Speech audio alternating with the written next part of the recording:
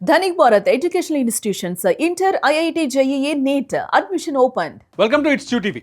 SIR form fill up పైన చాలామందికి చాలా ప్రశ్నలు ఉన్నాయి. నేను గతంలో చేసిన వీడియోని చూసి చాలామంది ఆ వీడియో కింద కొన్ని ప్రశ్నలు అడిగారు. ఆ ప్రశ్నలకి సమాధానం చెప్పే ప్రయత్నం చేస్తున్నాను ఈ వీడియోలో. అసలు ఎస్ఐఆర్ అంటే ఏంటి, ఎందుకు చేస్తున్నారు ఇప్పుడు ఎస్ఐఆర్, ఎందుకు 2002 ఓట్ల లిస్టుతోనే పోలుస్తున్నారనే విషయాన్ని ఖచ్చితంగా ప్రతి ఒక్కరూ తెలుసుకోవాల్సిన అవసరం ఉంది. ఎందుకంటే 2002లో గతంలో ఎస్ఐఆర్ జరిగింది, స్పెషల్ ఇంటెన్సివ్ రివిజన్. ఆ తర్వాత మళ్ళీ ఇప్పుడే అంటే 2026లో ఎస్ఐఆర్ జరుగుతుంది. ఈ ఎస్ఐఆర్ జరిగేటప్పుడు ఏం చేస్తున్నారంటే చాలా స్పష్టంగా అందరూ తెలుసుకోవాల్సిన విషయం ఏంటంటే 2002లో ఉన్న మీ ఓటర్ లిస్టుని 2025 ఓటర్ లిస్టుతో బ్యాలెన్స్ చేస్తున్నారు. Simple logic. ప్రతి ఒక్కరూ తెలుసుకోవాల్సిన విషయం ఏంటంటే 2002లో అప్పుడు ఏదైతే ఓటర్ లిస్ట్ ఉందో ఎస్ఐఆర్ చేసిన తర్వాత ఆ ఓటర్ లిస్టుని మీ గ్రామాంది కావచ్చు, మీ పోలింగ్ బూత్ పరిధిలో ఉన్న ఓటర్ లిస్టుని 2025 ఓటర్ లిస్టుతో బ్యాలెన్స్ చేస్తున్నారు, సరి చూస్తున్నారు. ఈ సరిచూడడంలో కొన్ని పద్ధతులు ఉన్నాయి. ఆ పద్ధతులను ఖచ్చితంగా మనం పాటించాల్సిన అవసరం ఉంది. అందులో ముఖ్యమైనది ఏంటంటే 2002 ఓటర్ లిస్టులో పేరు ఉన్న వాళ్ళతో 2002 తర్వాత ఓట్లు వచ్చిన వాళ్ళు, అంటే 2025 నాటికి మనకు రకరకాల సంవత్సరాల్లో ఓట్లు రావచ్చు. ఒకరికి 2004 రావచ్చు, 2006లో రావచ్చు, 2007లో రావచ్చు, 12, 14 ఇట్లా 25 వరకు ఓట్లు వచ్చిన వాళ్ళని బ్యాలెన్స్ చేయాలి, సరితూల్చాలి, బంధుత్వాన్ని తేల్చాలి అనే విషయం ఇక్కడ ఖచ్చితంగా చేయాల్సి వస్తుంది. ఆ బంధుత్వాన్ని తేల్చే క్రమంలో మొదటి ప్రశ్న ఏంటంటే 2002లో ఓటున్న వాళ్ళు ఏం చేయాలి, 2002లో ఓటు లేని వాళ్ళు ఏం చేయాలి అనేదే ఇప్పుడున్న ఎస్ఐఆర్ పత్రంలో ప్రత్యేకంగా నింపాల్సిన అవసరం ఉంది. ఈ విషయం అంతా మీరు పాత వీడియోలో చూసుంటారు, నేను మళ్ళీ చెప్పాల్సిన పని లేదు. ఒకసారి మళ్ళీ ఆ వీడియోకి పోతే మీకు 2002లో ఓటు ఉంటే ఏం చేయాలి, 2002లో ఓటు లేకపోతే ఏం చేయాలి అనే ప్రశ్నకి మీకు సమాధానం వస్తుంది. అయితే ఆ వీడియో కింద కొందరు కొన్ని ప్రశ్నలు రాశారు కామెంట్స్లో. మీరు మళ్ళీ ఈ వీడియో కింద కూడా మీ అనుమానాలు ఏమంటే రాయండి, నేను ఎన్నికల అధికారితో మాట్లాడి మీకు వివరణ ఇచ్చే ప్రయత్నం చేస్తాను. ఆ ప్రశ్నల్లో అత్యంత ముఖ్యమైన ఏంటంటే చాలామందికి ఒక భయం ఉంది, ఓటు పోతుందా అని. కొత్త కోడలకు ఎస్ఐఆర్ తలనొప్పి అని గతంలో విషయం చెప్పాను. కొత్త కోడలకు ఎందుకు ఎస్ఐఆర్ తలనొప్పి అంటే వాళ్ళు పుట్టింట్లో ఒక ఇంటి పేరుతో ఉంటారు, అత్తగారింటికి వచ్చినప్పుడు ఒక ఇంటి పేరుతో ఉంటారు. 2002కు రెండప్పుడు వాళ్ళు 17 ఏళ్ళు 16 ఏళ్ళు ఉండొచ్చు కొందరు. అంటే చాలా సింపుల్గా అందరూ గుర్తుపెట్టుకొని, ఎవరికి అంటే 42 ఏళ్ల కంటే వయస్సు లోపున్న వాళ్ళకి 2002లో ఓటు ఉండే ఛాన్స్ లేదు. 42 ఇయర్స్ ఏజ్ ఎవరికైతే ఉందో వాళ్ళకి 2002లో ఓటు ఉండే ఛాన్స్ లేదు. కాబట్టి వీళ్ళందరికీ ఈ 42 ఏళ్ళ లోపు ఉన్న వాళ్ళు చాలామంది పెళ్ళిళ్ళు చేసుకొని ఉంటాం కదా. సో 2002 ఓట్లు లేని వాళ్ళు ఎక్కువ మంది ఉంటాం కాబట్టి వాళ్ళు అందులో కొత్త కోడళ్ళు కూడా వస్తారు. సింపుల్గా ఈ కొత్త కోడళ్ళు వచ్చినప్పుడు అంటే పుట్టింటి నుంచి అత్తగారింటికి వచ్చినప్పుడు ఖచ్చితంగా కొన్ని పద్ధతులను పాటించాలి. మీకు ఆల్రెడీ చాలాసార్లు పోయిన వీడియోలో చెప్పాను కొత్త కోడలు ఏం చేయాలని. చాలా సింపుల్గా మళ్ళీ ఆ ఫామ్ని 3 ముక్కల్లో చెప్పే ప్రయత్నం చేస్తాను. మొత్తం ఈ ఫారంలో 3 విభాగాలు ఉంటాయి. ఎస్ఐఆర్ ఫారంలో ఈ 3 విభాగాల్లో 2002లో ఓటు ఉంటే విభాగం 1లో మీ వివరాలని నమోదు చేయాలి. 2002లో ఓటు ఉంటే 2002లో మీకు ఓటు ఉంటే విభాగం 1లో మీ వివరాలు నమోదు చేయాలి. 2002లో ఓటు లేకపోతే విభాగం 2లో ఓటు లేకపోతే విభాగం 2లో మీ వివరాల్ని నమోదు చేయాలి. 2001లో వివరాలు నమోదు చేసినా 2002లో వివరాలు నమోదు చేసినా వాళ్ళు ఖచ్చితంగా ప్రతి ఒక్కరూ 3వ భాగంలో కామన్గా అందరూ తమ వివరాలను నమోదు చేయాలి. చాలామంది అడిగిన ప్రశ్నలకి ఈ ఫారం ఆధారంగా నేను సమాధానం చెప్తాను. మీరు ఒకసారి ఆ సమాధానం వినే ప్రయత్నం చేయండి. ఇందులో నాకు పంపించిన ప్రశ్నల్లో 2002లో తల్లిదండ్రులకు ఓటు ఉండేది, కానీ ఇప్పుడు వారు చనిపోయారు, వారి ఓటర్ కార్డులు ప్రస్తుతం లేవు, వాటిని ఎలా తెలుసుకోవాలి? చాలా క్లియర్ బ్రదర్. మీ పోలింగ్ బూత్లో 2002లో ఎస్ఐఆర్ అయింది కాబట్టి ఆ రోజు 2002లో ఓటర్ లిస్టు ఉంది ఆల్రెడీ. ఎన్నికల కమిషన్ ఓటర్ లిస్ట్ ఇచ్చింది. మీ బిఎల్ఓని అడిగితే మీకు ఆ ఓటర్ లిస్ట్ ఇస్తారు. లేకపోతే ఎలక్షన్ కమిషన్ వెబ్సైట్లోకి వెళ్ళిపోతే, ఓటర్ ఐడి వెబ్సైట్లోకి వెళ్ళిపోతే మీకు ఆ లిస్టు దొరుకుతుంది. ఆ లిస్టులో కంపల్సరీ మీ తల్లిదండ్రి ఓటరు ఐడి, సీరియల్ నెంబరు అన్నీ ఉంటాయి. నియోజకవర్గం సీరియల్ నెంబర్ ఉంటుంది. మీకు ఒకవేళ 2002లో ఓటు లేదనుకోండి, విభాగం 2లో మీరు నింపండి మీ వివరాల్ని. బంధువు పేరు దగ్గర మీ నాన్నగారి పేరు లేదా తల్లిగారి పేరు కీర్తిశేషులు అని రాయండి. లేదంటే ఇప్పటికీ బతికున్న వాళ్ళు మీ తాతనో నాన్నమ్మో ఒకవేళ ఉన్నారనుకోండి వాళ్ళ పేరు రాయండి. లేకపోతే కీర్తిశేషులని మీ నాన్నగారు తల్లిగారు ఇద్దరు ఒకవేళ పరమపదించి ఉంటే వాళ్ళ పేర్లు రాయండి. ఆ బంధుత్వానికి సంబంధించిన వివరాలు రాయండి. ఆ లిస్టులో వాళ్ళ పేరు కంపల్సరీ ఉంటుంది, లేదనేది ఏమీ లేదు. ఆ వివరాలు రాస్తే సరిపోతుంది. మీకు ఒకవేళ 2002లో ఓటు లేకపోతే, రెండో ప్రశ్న, 2002లో ఓటు ఉంది కానీ ఇప్పుడు ఆ ఓటు ట్రేస్ కావడం లేదు, అలాగే తల్లిదండ్రులు తాతల వివరాలు కూడా లభించడం లేదు, ఇప్పుడు ఏం చేయాలి? ఈ ప్రశ్న ఉత్పన్నమే కాదు, చాలా క్లియర్గా 2002లో మీరు ఏ ప్రాంతంలో ఉన్నారు, ఏ పోలింగ్ బూత్లో పరిధిలో ఓటు వేశారు, ఏ పోలింగ్ బూత్ పరిధిలో మీ ఓటు నమోదయ్యింది, ఓటు ఉంది కానీ అన్నారు కాబట్టి ఆ పోలింగ్ బూత్కి వెళ్తే ఖచ్చితంగా మీ ఓటు వివరాలు, మీ కుటుంబంలో ఎవరో ఒకరి ఓటు వివరాలు దొరుకుతాయి. దాని ఆధారంగా చేసుకొని మీరు ఎస్ఐఆర్ ఫారం నింపొచ్చు చాలా స్పష్టంగా.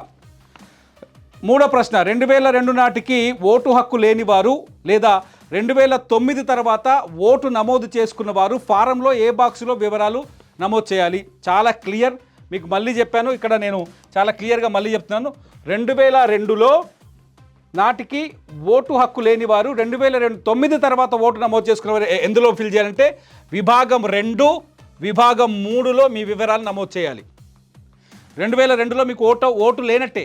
2002 తర్వాత మీకు ఎప్పుడు ఓటు వచ్చినా మీరు విభాగం 2లోనే వివరాలు రాయాలి. ఆ తర్వాత విభాగం 3లో అన్ని వివరాలని నమోదు చేయాల్సి ఉంటుంది.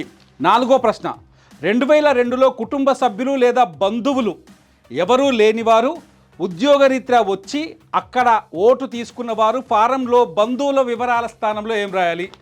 ఏం టెన్షన్ లేదు కాక, ఒక్కసారి మీరు ఆడికి వెళ్ళండి. మీరు ఆ ఓటర్ ఫామ్ మీకు ఇచ్చిన ఫారం చూస్తే అందులో వివరాలు చాలా క్లియర్గా ఉంటాయి. అందులో ఏముందంటే ఇక్కడ బంధువు, అందుకంటే ఇక్కడ బంధువు ప్లేస్లో సంరక్షకుడు కూడా అని రాసి ఉంది. బంధువుల ప్లేస్లో సంరక్షకుడు అని కూడా రాస్తుంది. చాలా చోట్ల మీకు ఇక్కడ ఆధార్ నెంబర్ కానీ ఎక్కడైనా సంరక్షకుడు అని చాలా క్లియర్గా రాసింది. బంధువు లేదా సంరక్షకుడు అని రాసింది. మీరు గార్డియన్ ఎవరైతే ఉన్నారో వాళ్ళ వివరాలని రాస్తే సరిపోతుంది, నో ప్రాబ్లం. ఆ తర్వాత మీకు ఒకవేళ ఎలక్షన్ కమిషన్ జూలై 24 తర్వాత బిఎల్ఓ మీకు ఏమైనా నోటీస్ ఇచ్చి మీ వివరాలని ధ్రువపరచండి అని చెప్తే వాళ్ళు అడిగిన పత్రాలు ఇచ్చి 24 తర్వాత మీకు నోటీస్ ఇస్తే అప్పుడు మీరు వివరాలని చెప్పితే సరిపోదు. మౌఖికంగా వాళ్ళు సాటిస్ఫై చేసినా సరే, వాళ్ళు అడిగిన ఫారాల పైన డిక్లరేషన్ ఇచ్చినా సరే బ్యాలెన్స్ అయిపోతుంది. ఇదిగా ఐదో ప్రశ్న, 2002లో భర్తకు ఓటు ఉండి భార్యకు ఓటు లేకపోతే భర్త వివరాలు నింపవచ్చా లేదా భార్య తరఫు తల్లిదండ్రుల వివరాలు నింపాలా? చాలా క్లియర్, మళ్ళీ చెప్తున్నా, కొత్త కోడల సమస్య ఇదే. కొత్త కోడల సమస్య నేను ఒక వీడియో చేశాను, మీరు చూడొచ్చు. కొత్త కోడలకు సమస్య వచ్చిందని.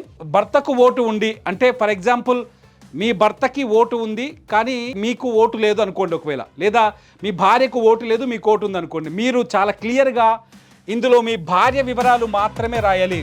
విభాగం 2లో మీ భార్య తల్లిదండ్రుల వివరాలు రాయాలి. ఆమె ఏ ఊర్లో పుట్టింది, వాళ్ళ నాన్నగారి పేరేంటి, వాళ్ళ నాన్నగారికి 2002 ఎన్నికల లిస్టులో వాళ్ళ ఊర్లో ఉన్న ఏదైతే ఓటర్ లిస్టులో పేరేముంది, సీరియల్ నెంబర్ ఏముంది, ఏ శాసనసభ నియోజకవర్గం, ఏ పోలింగ్ బూత్, క్రమ సంఖ్య ఎంత, ఈ వివరాల్ని విభాగం 2లో నింపండి. అలాగే కింద 3వ భాగంలో కూడా ఆమె వివరాల్ని అడిగే ఉన్నాయి చాలా క్లియర్గా. 3వ భాగంలో కూడా ఆమె వివరాల్ని నింపండి. ఇందులో 3వ భాగంలో ఏమడుగుతారంటే ఒకవేళ మీ భార్య గారి పుట్టిన తేదీ, తర్వాత ఆమె ఆధార్ నెంబరు, ఆమె మొబైల్ నెంబరు, తండ్రి లేదా సంరక్షకుడి పేరు, తండ్రి పేరు రాయండి. లేదంటే ఆమెకు గార్డియన్ ఉంటే ఆ టైంలో గార్డియన్ పేరు రాయండి. అట్లాగే తండ్రి లేదా సంరక్షకుడి ఓటో గుర్తింపు కార్డు నెంబరు. ఒకవేళ అప్పుడు ఎపిక్ నెంబరు 2002 ఎపిక్ నెంబర్లకి ఇప్పుడున్న ఎపిక్ నెంబర్లకి చాలా తేడా ఉంది, మారాయి, గుర్తుపెట్టుకోండి. అలా పేరు రాయండి. అట్లాగే తల్లి పేరు రాయండి. అట్లాగే తల్లి ఓటర్ గుర్తింపు ఎపిక్ నెంబర్ రాయండి.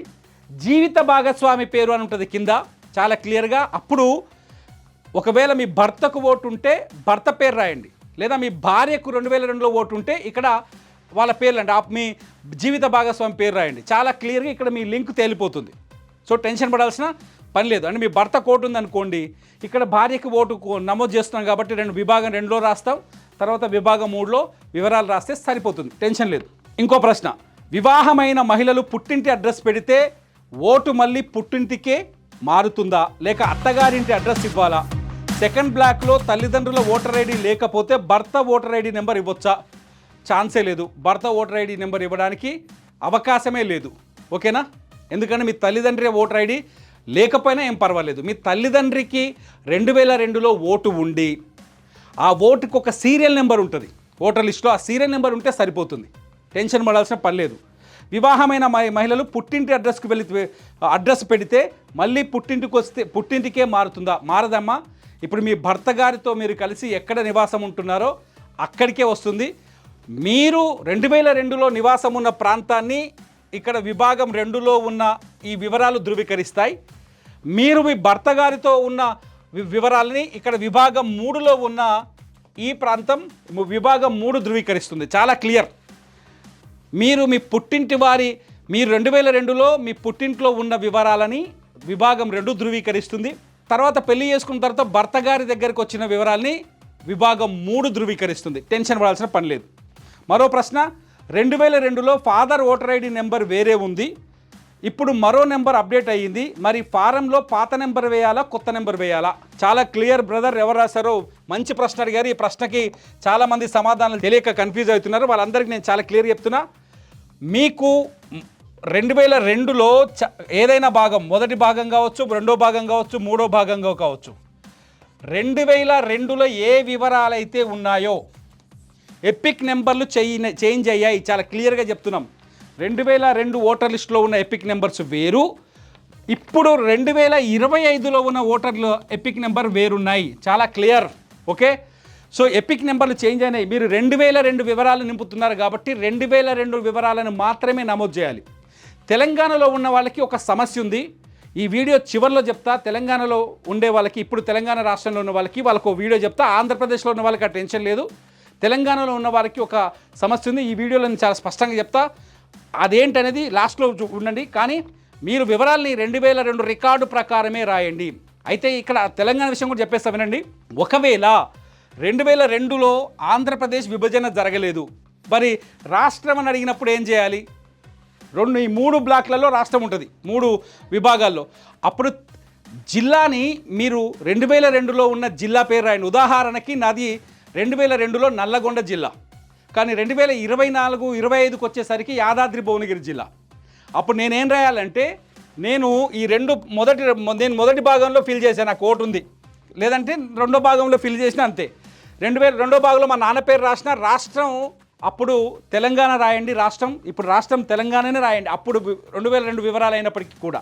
కానీ జిల్లా విషయంలో మాత్రం చాలా స్పష్టంగా 2002లో ఉన్న జిల్లా పేరే రాయండి.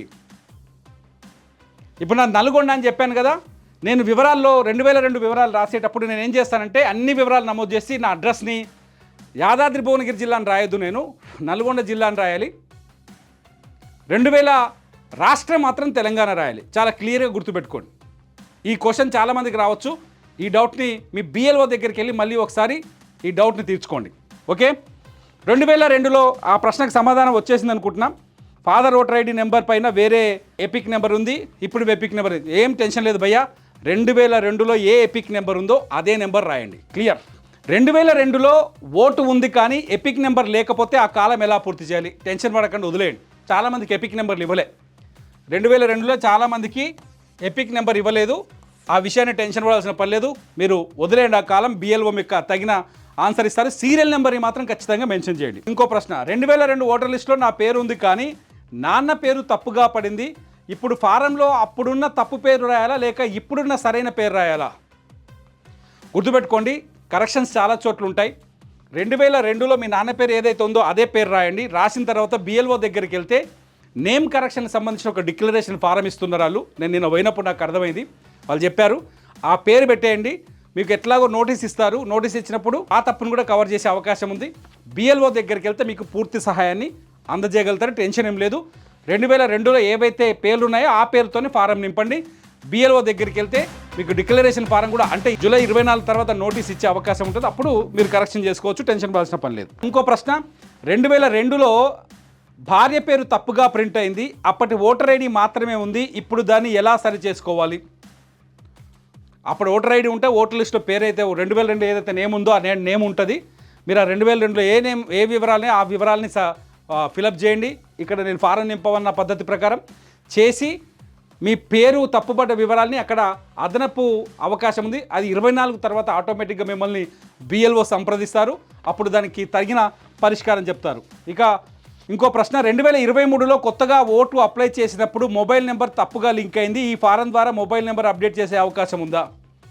ఇప్పుడు మీ దగ్గర ఏ వివరాలు ఉన్నాయో వివరాలని ఇక్కడ కాలం 3లో ఇస్తారు కాబట్టి ఆటోమేటిక్గా అప్డేట్ అవుతాయి. వాళ్ళు చెప్తున్నదే, BLOలు అదే చెప్తున్నారు, ఎన్నికల అధికారులు కూడా అదే చెప్తున్నారు.